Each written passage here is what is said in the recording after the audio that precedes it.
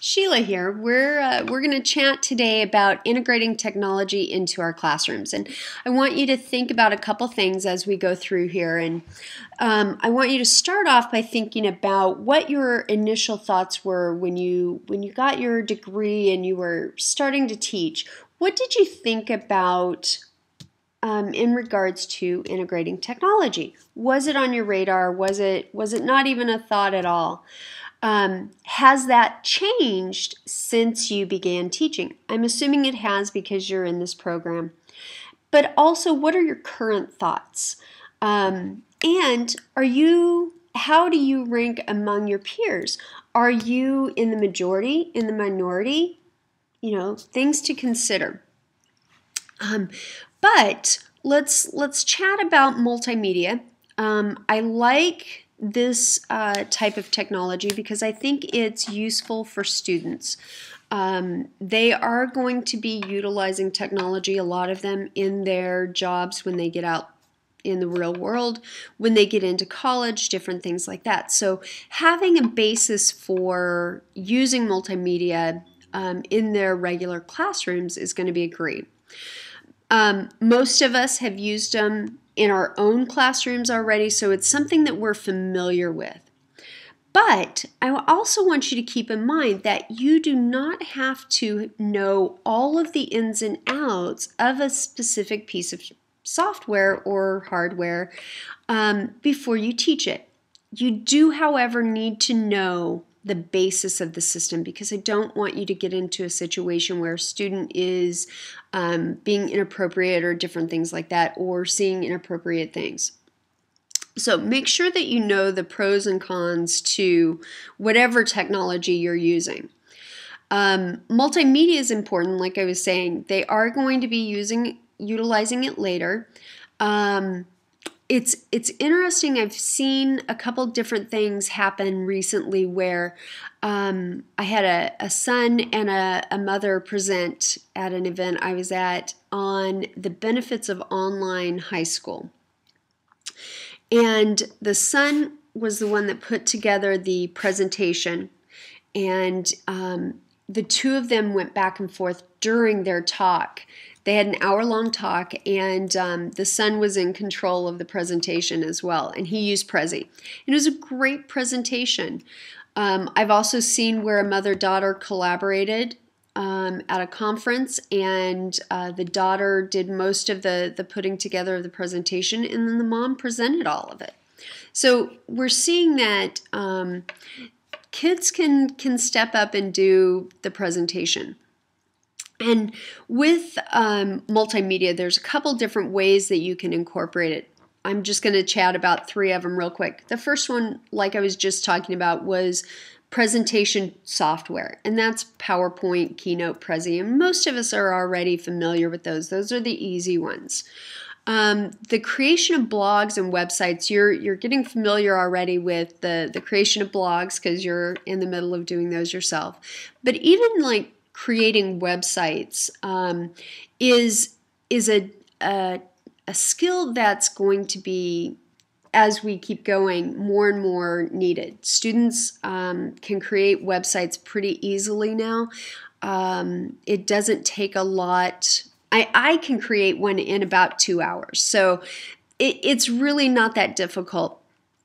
It does require the students, though, to have the knowledge of their content. It allows them to critically think and analyze information, which is part of all that we want them to do. One of the other things they can do is digital stories. And digital stories allow the students to use their own personal narrative. And that's always good because they get ownership of that. But some of the things that they need to keep in mind when they're creating these digital stories is they need to understand the point of view that they're talking from. They need to understand the background information that's there, the soundtrack, the background noise, that kind of stuff. How much information does need to be included, and what questions are being answered throughout. And then finally, they need to understand the pacing. Depending on how they put it together, will change how all of that is done. During one of the first classes we had together, I mentioned I had put together a journal article review for a class I was in. And instead of doing an essay for it, I put together a multimedia presentation. It ended up being a movie, but I used PowerPoint and I drew the slides and I added audio to it and all of this.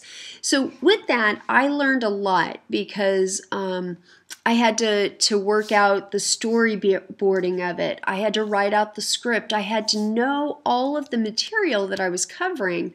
I had to record the script and edit the script and then combine the audio and the visuals together. And then I had to pace it, which was kind of interesting. It was a lot of information beyond just the learning about the journal itself. And we as teachers may not be as familiar with some of those kind of things. And that's okay. We can't continue to teach in the same way that we learned. The world's very different. It's changing. And we may not always know the newest and greatest things. But we have to be able to show our students that they can step out and branch out and learn more than just what we're looking for. We want them to be able to utilize this information into the real world. And that's what a lot of these kind of lessons, when we integrate technology, we let them do that. I think what we're going to start seeing, though, is we're going to see a change in the way that we view technology. So right now, we think of technology as gadgets, as laptops, as iPads, as, MP3 players, different things like that. But I think what we're going to start seeing is our technology is going to be more of just a part of life. It's just going to be all encompassing. So if we think about things like our new model cars, most of them now have Bluetooth. And so we can make phone calls without, truly using our phones. We can play our music through our sound systems, all of that, without even connecting our devices through a cord or anything. Some of the things we're seeing already, I showed the Leap Motion and the Google Glasses. These are all things that are about to be part of reality in our lives. But key things that we need to question as we're incorporating technology. Will the technology assist the student in learning? Can the technology be used as a productivity, communications, research, or problem-solving and decision-making tool for learning that subject area?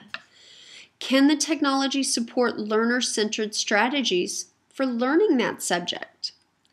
Can the technology engage students in important learning experiences and maximize their learning? And this is key. Our students, a lot of them, they're bored. They don't see the benefit of what we're teaching. And so sometimes when we add in the technology, that helps. What are the pros and cons of the tool? How do they support the standard we're trying to teach?